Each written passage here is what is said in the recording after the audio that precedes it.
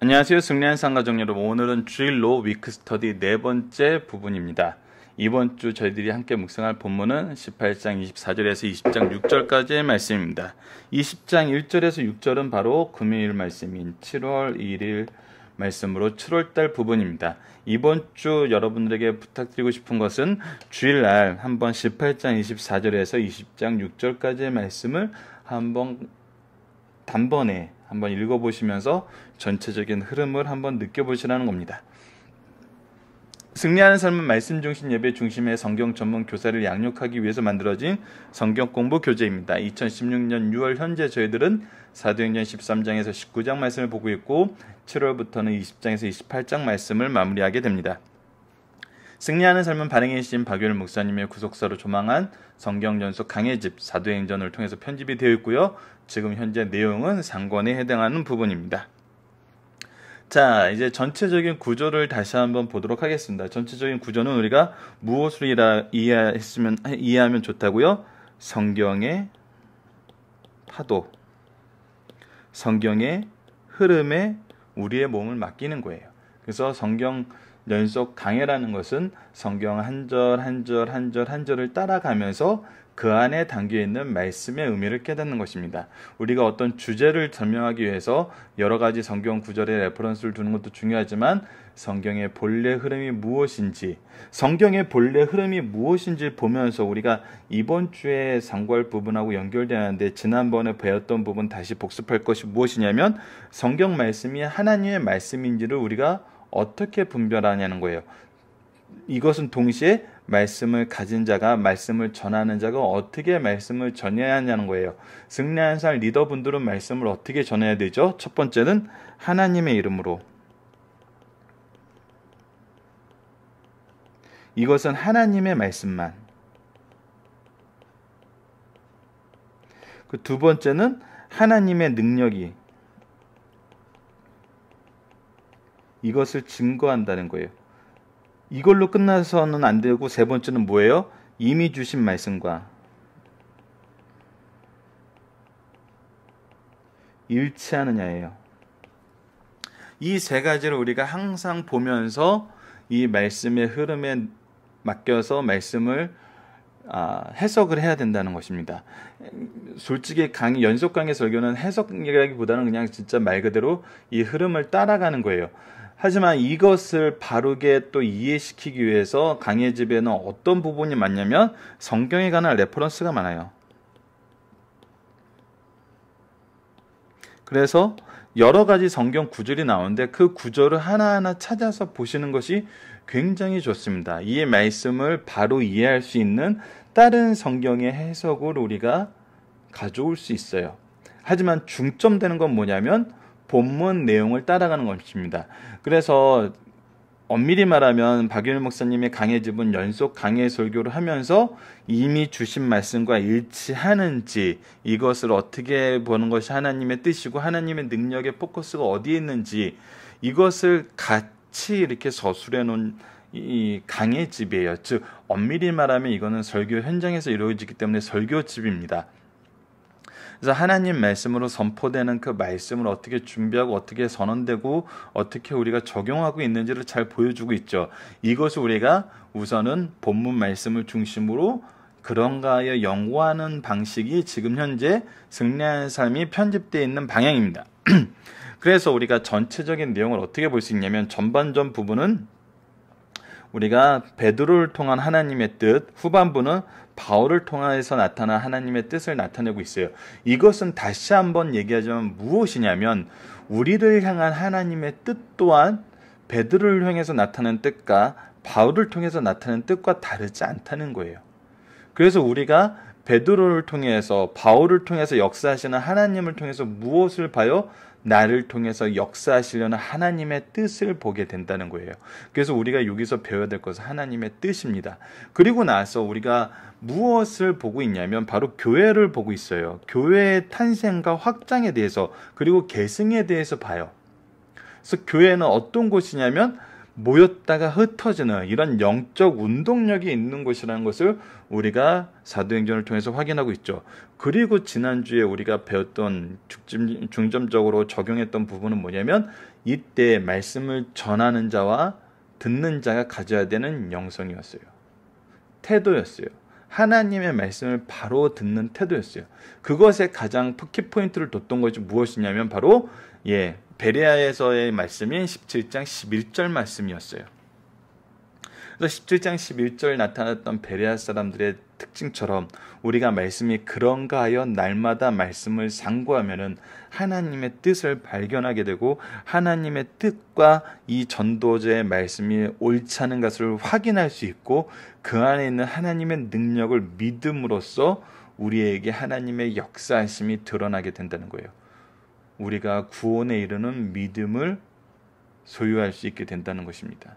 이것이 하나님께서 우리에게 주신 은혜라는 것을 깨달을 수 있게 된다는 거예요. 그래서 우리가 이제 후반부에 집중을 하다 보면은 복음의 전파에 어떻게 이 일이 진행되었는지를 보여줘요. 그리고 전반부하고 후반부하고 동일하게 나타나는 것이 무엇이냐면 사도 바울과 베드로가 동일하게 신경 썼던 거, 집중했던 거라고 하는 게 훨씬 더 낫겠네요. 무엇이었냐면 벌써 말씀의 흥황이었어요. 즉 말씀이 이루어지는 것이, 말씀이 확대되는 것이, 그것이 바로 하나님의 언약이었고 하나님께서 일하신다는 증거였어요. 그래서 즉 이것이 이루어지는 것이 바로 승리였어요. 그래서 사도 베드로도 사도 바울도 말씀이 확장되는 것 외에는 다른 것 어떤 것도 신경 쓰지 않았어요. 그 어떤 것도 포기할 수 있었어요. 우리가 복음 전하는 자들의 모습과 복음 전하는 자들을 통해서 하나님께서 일하시는 내용을 분명히 발견할 수 있어요. 이것은 이제 바울의 3차 전도 여행인 이번 주 말씀에 들어가서는 더욱더 구체적으로 나타나는데 바울뿐만 아니라 바울의 동역자들도 무엇에 포커스 두냐면 이 말씀의 확대, 말씀이 굳게 서는 것에 포커스를 두어요. 솔직히 여러 가지 억울한 일과 고난과 환난과 핍박이 우리 주위에 있지만 마치 사도행전 이 3차 여행을 통해서 보게 되는 것은 굉장히 짧게 이 내용을 압축시켜 주면서 보여주는 것을 통해서 개인적으로는 어떤 것을 느끼게 되냐면 복음 전하는 거 외에 다른 것에 신경 쓸 겨를이 없어 보여요. 솔직히 복음을 전할 장소가 너무 많고 이 복음 안에서 양육해야 되는 제자가 너무나 많아요. 우리 교회의 현장을 보자고요. 우리 교회 안에서 복음을 전해야 되는 대상이 얼마나 많아요. 복음의 내용에 대해서 전할 내용이 얼마나 많아요.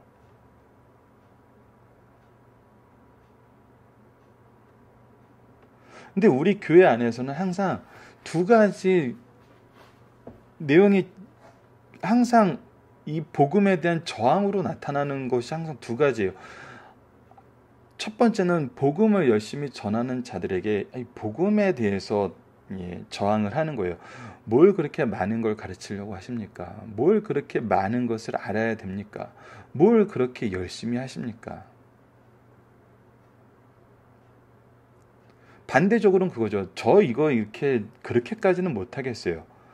그렇게까지 해야 돼요? 이 복음 자체에 대한 저항이 항상 있어요. 두 번째는 무엇에 대한 저항이냐면 다른 일에 대한 저항이에요. 복음을 전하는데 여러 가지 환경적인 요소로 안 된다 그래요. 학원도 가야 돼요. 그 사람하고 관계가 안 좋아서 같이 참여하지 못하겠어요. 막 여러 가지 이유로. 그런데 사도행전을 통해서 재밌는 것은 무엇이냐면 그러한 것에, 그러한 저항에, 그러한 이유들에 복음이 한 번도 꺾인 적이 없다는 거예요. 이 얘기는 무엇하고 연결이 되었냐면, 하나님의 말씀은 성취하는 능력이 있어서 무엇과 연결이 되냐면, 항상 말씀을 듣는 자들과 사모하는 자들이 언제나 존재해 왔다는 거예요. 하나님께서 믿기로 작정한 자들은 다 믿게 하시는 그 능력의 역사가 말씀을 전할 때는 이루어진다는 거예요. 그래서 구속사의 능력 있는 일꾼은 누구냐면 바로 이 말씀을 전하고 말씀에 호응하는 하나님의 선택된 백성들이라는 거예요. 이 일이 끊이지가 않는다는 거예요. 그 얘기는 다시 역으로 얘기하면 뭐냐면, 말씀에 저항을 해요. 말씀에 대해서 싫어해요. 반대해요. 근데 그걸로 인해서 말씀을 전하는 자나 듣는 자가 사라지지 않는다는 거예요. 교회에서는 항상 말씀을 사모하는 사람들이 있다는 거예요. 그 여러 가지 환경적인 요건들이 이 교회를 핍박하고 이 공동체를 무너뜨리려고 하지만, 근데 말씀은 계속 확장된다는 거예요. 계속 계승된다는 거예요. 그 증거가 누구라고요? 바로 우리라고요. 지금 현재 한국 교회라고요. 왜? 땅끝까지 이르러 복음이 전파되리라는 하나님, 전파라는 하나님의 명령과 하나님의 언약, 이 일에 함께 하신다는 하나님의 언약이 성취되었기 때문에 지금 우리의 교회들이 세워지고 우리가 이렇게 말씀을 보고 있는 거거든요. 하나님의 언약은 언제나 성취되었어요. 그리고 그것은 이미 주신 말씀과 항상 일치했어요. 그리고 그것은 하나님의 말씀에 의해서, 하나님의 방법에 의해서 이루어졌던 거예요. 3차 전도여행은 이 부분을 더욱더 짧은 시간에 더욱더 임팩트 있게 우리에게 전해주고 있습니다. 그리고 나서 로마로 가는 그 과정과 여정 속에서 무엇을 보냐면, 복음에 대한 변증을 분명하게 보여줘요. 사도 바울의 증언과 사도 바울의 태도와 하나님의 방법이 언제 어디서나 복음을 전하게 하신다는 그 언약으로 확대되어서 우리에게 더 분명하게 보여주고 있어요. 더 많은 사례들을 통해서 보여주고 있어요. 그래서 우리가 어떤 믿음이 더욱더 확고하게 쓰냐면, 말씀을 전하는 것이 교회의 사명이고, 말씀을 전하면은 하나님께서 역사하신다는 것이 역사적인 사실임을 우리로 하여금 확인하게 해줘요. 승리하는 사람 리더분들에게는 이런 질문을 하지 않아도 되는 게 참 감사해요.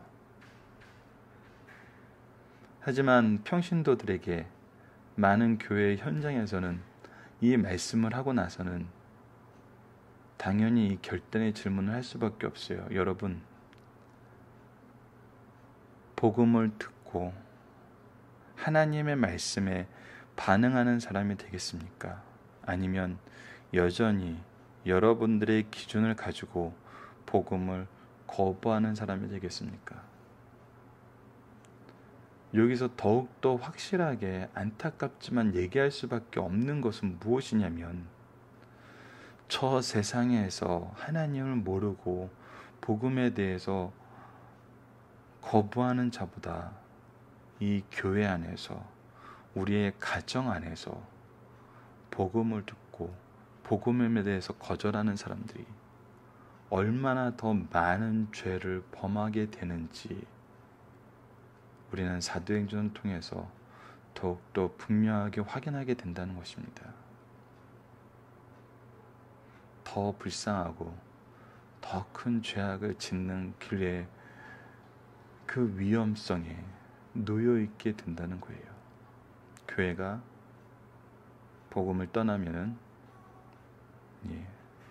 더 큰 심판만 있을 뿐입니다. 승리하는 삶 가족 여러분들은 이 결단이 섰기 때문에 말씀의 능력에 의지하기 위해서 항상 여러분들 자신을 내려놓고 하나님 말씀에 귀를 기울이는 분들임을 알기에 방송으로나마 전하는 저에게도 부담이 덜하지만 이제 우리가 또 각자 말씀을 들고 각자 소속된 곳에 갈 때는 여러분들 우리가 이 말을 전해야 되고 그 말씀을 통해서 분명히 그곳에는 거부하는 자와 반응하는 자들이 있을 것입니다. 우리가 포커스를 봐야 되는 것은 항상 이 복음에 순종하는 자들이 먼저여야 되고 이 복음을 거절하는 자들을 향해서 사도 바울이 앞으로 어떤 고백을 해나가며 어떻게 증거하는지도 우리가 3차 전도여행에서는 특히 3차 전도여행을 마치고 로마로 가는 그 여정 속에서는 더욱더 분명하게 드러남을 우리가 연구할 수 있고 발견할 수 있습니다.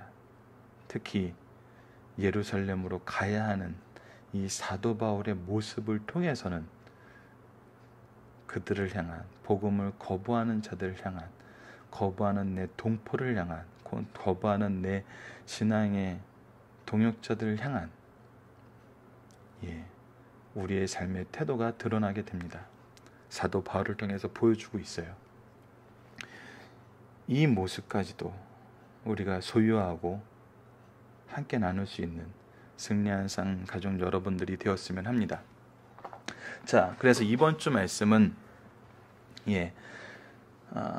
18장 후반 부분부터 19장에 해당되는 부분인데 좀 더 많이 소개를 했습니다. 특히 이제 새롭게 큰 주제로 변하게 되는 바울이 로마 방문을 할 계획을 세우는데 이것이 어떻게 이루어지냐면 예루살렘으로 가서 죄수의 신분으로 하나님께서 바울을 로마에 보냅니다.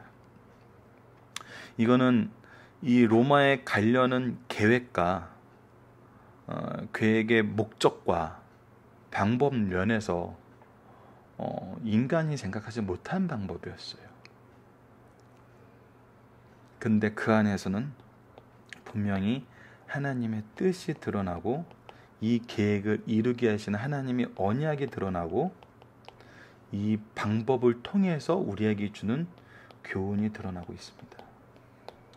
그러니까 하나님의 역사하심의 계획이 우리들 것과 분명히 다르게 보이는 것이 나타날 때 우리가 쳐야 될 자세와 발견해야 될 하나님의 뜻을 우리가 바울의 사례를 통해서 좀 더 깊이 있게 연구할 수 있어요. 그래서 바울이 이제 예배소의 사역, 우리 지난주 말씀을 통해서 할 수 있으면 이곳에 와서 다시 말씀을 전하겠다는 이 말씀의 언약이 이루어지고 이 말씀의 언약이 이루어짐을 통해서 하나님께서 어떻게 역사하시는지 분명하게 보여주고 있습니다. 그리고 이 안에서 나타나는 저항과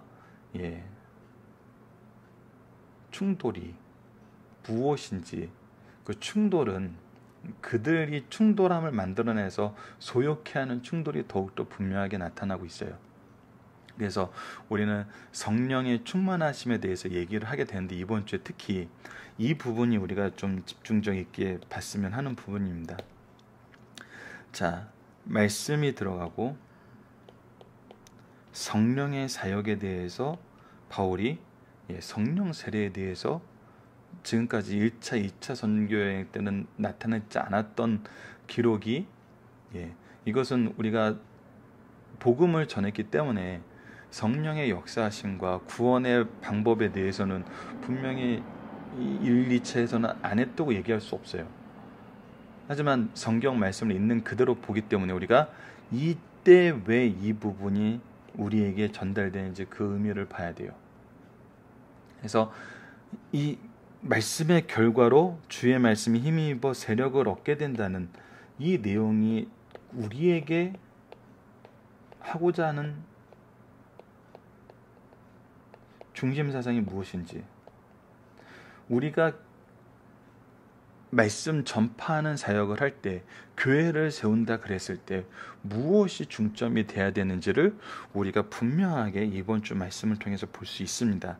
그리고 나서 이제 소동에 대해서 일어나고 이 소동의 원인과 결과를 우리가 볼 수 있고, 그리고 이제 예루살렘 방문을 향해서 나아가는 바울의 모습이 나타나는데, 무엇이 두드러지게 나타나냐면 바울뿐만 아니라 그 동역자들의 역할이 분명히 3차에서는 두드러져서 나타나게 됩니다. 그래서 이번 주 말씀을 시작하면서 무엇부터 나타나냐면 사도 바울이 아니라 그의 동역자였던 브루스길라와 아굴라를 통해서 누구를 세우는 역사가 드러나냐면 아볼로가 세워지는 역사가 먼저 등장하게 됩니다. 이것을 통해서 우리가 다시 한번 두 가지를 보도록 하겠습니다. 이번 주 중심적으로 볼 것은 바로 우리에게 중심적으로 보여주는 부분은 뭐냐면 바울과 그 동역자입니다. 말씀이 어떻게 확장되어 가는지를 보여줘요. 두 번째는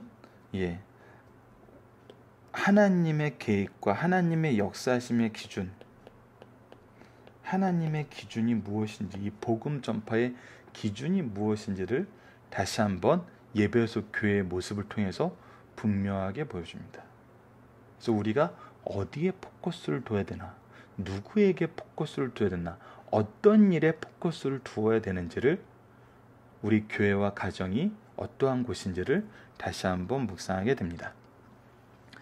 자, 지금 강의 시간이 20분이 좀 넘었는데 3차 선교 여행을 다시 한번 이제 좀 정리해 보는 시간이 중요할 것 같아요. 우선 어제 본문에서 봤다시피 안디옥에서 출발하여 갈라디아와 부르기아 이 지방을 살펴보게 됩니다. 그래서 이 지역에 세워진 첫 번째, 두 번째, 첫 번째 갔던 1차, 2차 선교여행 갔던 이 도시들, 이 지역을 돌아보면서 말씀으로 굳건히 한 다음에 이제 어디로 가는 말씀이 나오냐면 바로 예배소로 가는 말씀이 나옵니다. 그래서 예배소에서 있던 사역의 내용이 태반이 이번 주에 말씀에 나타나고, 이곳에서 이제 우리가 그렇게 잘 아는 이 서점 이름도 있고, 이 한국에서도 굉장히 좋아하는 두란노 서원의 얘기가 바로 이번 주에 등장하게 되고, 그리고 나서 고린도 지역을 중심으로 한 이 마케도니아 지역에 대해서 살펴보는, 다시 한번 이 지역에서의 사역이 정말 간단하지만 임팩트 있게 무엇을 위해서 이곳에 갔느냐, 항상 동일해요. 말씀으로 굳건히 세우기 위해서. 그리고 나서 이제 다시 역으로 드로아의 지역으로 들어오고, 이제 예배소의 장로들을 초청해서 고별 설교를 한 다음에 이제 예루살렘으로 다시 가는 이 여정이 3차 전도 여행입니다. 그래서 이 내용을 우리가 이제 다시 한번 보기 위해서 지도를 꺼내놨는데, 이곳에서 드러나는 특징은 뭐냐면 바울이 자기는 이 지역을 돌아다니면서 브루스겔라 아굴라를 막 고린도로 파송을 하고, 다른 제자들은 이 아시아 지역 마케도니아로 파송을 하는 것을 볼 수 있어요. 그래서 이것이 우리 교회에서 일어나는 모습임을, 우리 교회가 어떻게 이 복음의 사역에 협력하고 동참하게 되는지를, 그리고 말씀을 듣는 자들을 중심으로 일했을 때 이 일이 일어남을 우리가 보게 돼요. 항상 교회는 말씀 전파가, 말씀으로 인한 양육이 중심이 돼야 돼요. 그리고 성경은 분명하게 우리에게 보여주는 것은 무엇이냐면 바로 이 말씀에 복종했고 말씀에서 굳건히 섰던 자들이 누가 된다? 구속사의 중심 일꾼이 된다. 즉 하나님이 쓰시는 자들이 된다. 하나님의 역사의 중심 일꾼이 된다. 하나님의 역사의 중심 일꾼이 세상을 이기는 거예요. 우리가 세상에서 잘 되는 자를 양육하면서 교회에서는 어느 정도 그냥 봉사하는 모습으로 이렇게 우리 자녀들과 우리의 역할을 정의하는 경우가 있는데, 아니에요, 여러분. 우리는 하나님 나라의 백성이고 하나님의 역사에 순종하는 사람이에요. 하나님의 대언자예요. 하나님께서 세우신 제사장이요 선지자요 왕이에요. 그것이 구속사의 능력 있는 일꾼의 모습이에요. 이 세상은 하나님께서 창조하셨기 때문에 결국은 하나님께서 선악간에 심판하시고 그의 통치를 온 세상에 분명히 선언하십니다. 선언할 때는 그 누구도 이것을 거부할 수 없어요. 그 전까지는 어떤 시기예요? 하나님께서 그 심판을 유예하는 시기입니다. 그 시기에 우리가 해야 되는 사명이 뭐냐면 바로 하나님의 역사하심을 말씀을 통해서 전하는 것이 우리가 지금 이 세상에서의 사명이고 모습이에요. 그렇기 때문에 우리는 하나님 백성으로의 삶이 우리 삶의 최우선이 되어야 되는 것입니다. 그렇다면 우리가 무엇에 집중해야 되는지는 다시 한번 말씀을 통해서 분명하게 드러나요. 우리 교회와 가정에서는 말씀에 집중하는 곳이 됩시다. 하나님의 역사하심을 바라보고 하나님의 인도하심을 의지하는 그런 가정이 됩시다. 그런 교회가 됩시다. 이 내용을 우리가 사도행전을 통해서 다시 한번 확인하는 한 주가 되었으면 합니다. 이번 주 월요일 날은 주신 은혜에 만족하면서 더 큰 은사를 사모하자는 말씀이고, 화요일 날은 성령의 내주하심과 충만하심을 받자. 세 번째 수요일은 주의 말씀을 힘입어 흥하는 세력이 얻느니라. 이 내용은 말씀과 성령의 역사와 결과가 무엇인지를 다시 한번 보여줍니다. 그리고 예수님 없는 사람들의 삶의 원리가 극명하게 대조되어서 보여져요. 그래서 우리는 이 역사에 동참하는지 세상 역사에 동참하든지 둘 중에 하나를 가게 돼요. 이것이 6월을 마무리하면서 다음 7월 1일에는 바울의 전진한 신앙과 그의 동역자들의 모습을 보여줍니다. 그래서 우리가 이번 주 같이 묵상할 부분은 복음을 통해 교회가 세워지는 모습을 통해 이루어지는 하나님의 언약, 하나님의 말씀, 약속, 역사하심, 그 결과를 다시 한번 확인하는 시간을 갖도록 하겠습니다. 그리고 그것이 교회의 본질적인 모습이라는 것, 우리의 신앙생활이, 우리의 교회가 바로 이 본질의 모습에